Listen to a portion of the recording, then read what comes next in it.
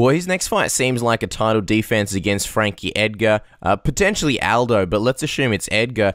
He's a very, very tough fight for McGregor. Do you think we're looking at a very real possibility of McGregor potentially losing 2 fights in a row here? Oh yeah, definitely. 2 or 3 or 4. You know, you got to understand how tough the weight classes that he's in are.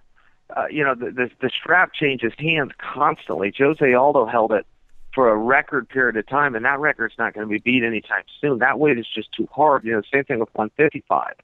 That belt's on somebody new constantly. Anthony Pettis was on the cover of the Wheaties box, what was that, 18 months ago? And now he's just one of the guys, and he's one of the best fighters I've ever seen. Anthony Pettis can do, I mean, just amazing and crazy things, but that weight class is that hard. It's so tough at 55.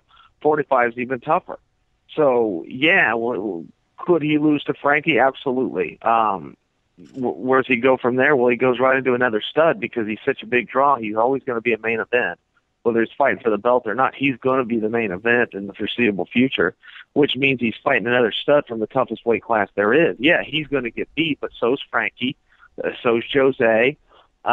They just are. You know, so's Cub Swan. You go through the list, they're going to get beat. It's just that kind of a weight class. Well, and good athletes do get beat. You know, the only sport, you know, where they fix it is like boxing, so that it's organized. The good athletes get beat. You go look at Kobe Bryant. You go look at what's that other basketball player? LeBron James. These guys lose 20, 25 games a year.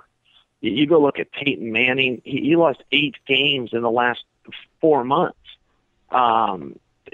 Good athletes get beat constantly. The boxing model came along a little bit different because nobody was paying attention.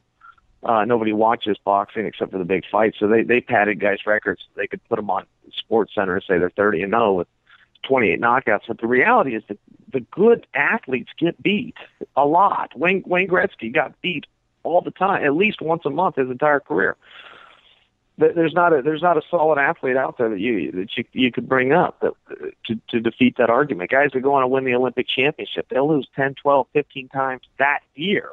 Yeah, no, it's certainly a very interesting perspective. Let me ask you something, Chael, because something that made us laugh this week was Justin Bieber coming out and saying he thought Nate Diaz has a terrible MMA style. We have to get your thoughts on Bieber's comments. And is this almost like a victory with possibly one of the biggest stars in the world, you know, commenting about one of the UFC fights?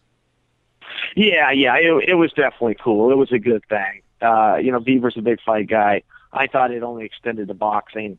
His brother and his father are big MMA fans. They tweet about MMA all the time, but I've never seen Justin do it. So yeah, it was a win. And look, he backed his guy. He's a fan. He likes Conor.